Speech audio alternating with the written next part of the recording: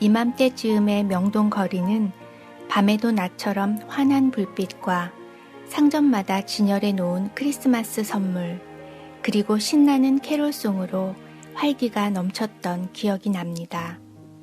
손을 꼭 잡고 행복한 미소를 서로에게 건네는 연인들, 가족에게 줄 선물을 고르느라 분주한 사람들이 거리에 넘쳐나던 그때 그곳은 지금도 같은 모습일까 갑자기 궁금해지네요. 어린 시절 크리스마스 때가 되면 누군가의 손에 이끌려 동네 아이들이 어느 교회로 향했습니다.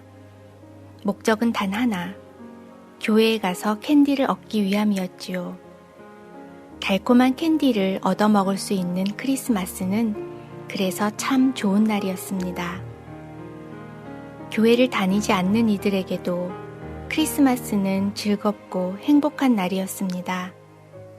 어디를 가나 사람들은 행복해 보였습니다. 만날 약속을 정하고 선물을 주고받고 평소보다 마음도 더 너그러워지는지 구세군 냄비의 종소리를 외면하지 않고 불우이웃 돕기에도 동참했지요. 미국에서 교회를 다니며 오히려 메리 크리스마스라는 말이 예수님께 너무 미안한 표현은 아닐까라는 생각을 했습니다.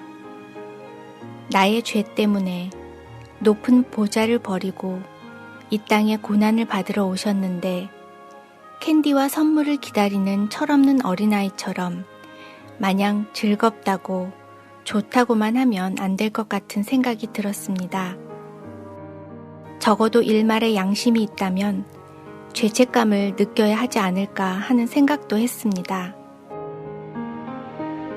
여름 휴가철이 되면 가끔 들리는 안타까운 뉴스가 있습니다. 물놀이를 갔다가 물에 빠진 자식을 구하고 본인은 미처 빠져나오지 못하고 숨진 아버지의 이야기 같은 소식을 접하곤 합니다. 타인을 위해 나를 희생하는 것은 쉽지 않습니다. 하지만 그 대상이 자식일 때 이기적이고 악한 우리일지라도 주저없이 나를 버릴 수 있다는 사실이 정말 놀랍습니다.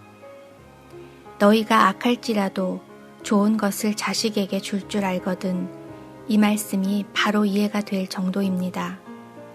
그런데 아버지 대신 목숨을 건진 그 아이가 죄책감에서 헤어나오지 못하고 늘 슬프고 불행한 삶을 산다면 그 아이를 하늘나라에서 지켜보는 아버지는 더 마음이 아플 것입니다. 미안하고 죄스럽지만 즐겁고 행복하게 사는 모습을 보여주는 것이 아버지를 기쁘게 하고 그분께 감사의 표시를 하는 방법일 것입니다.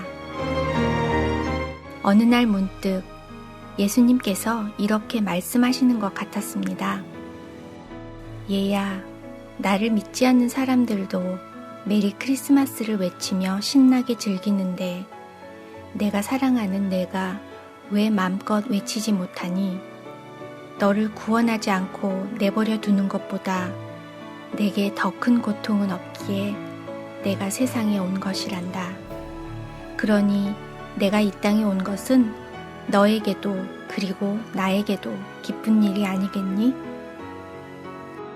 가장 높은 하늘 보좌에서 가장 낮은 말 구유로 오신 예수님, 여우도 굴이 있고 공중에 새도 집이 있으되 머리 둘 곳도 없으셨던 예수님, 그리고 십자가의 고난을 생각하면 여전히 미안하고 죄송한 마음입니다.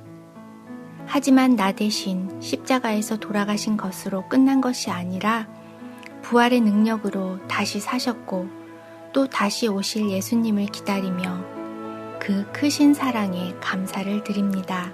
그래서 이제 그 미안한 마음에 눈물을 닦고 믿지 않는 많은 사람들보다도 더 즐겁게 기쁘다 구주 오셨네 하며 찬양할 수 있을 것 같습니다.